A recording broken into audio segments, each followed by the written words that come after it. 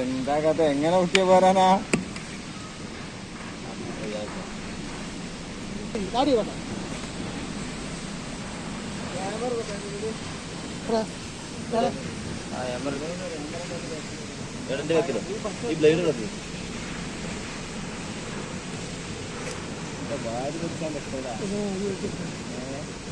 അവിടെ ശരിയാക്കാൻ നടക്കില്ല, മൂലമാണ്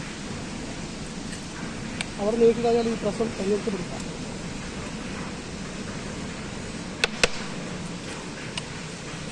വെള്ളം കിട്ടി പറഞ്ഞാൽ വെള്ളം വിളിക്കുന്നത്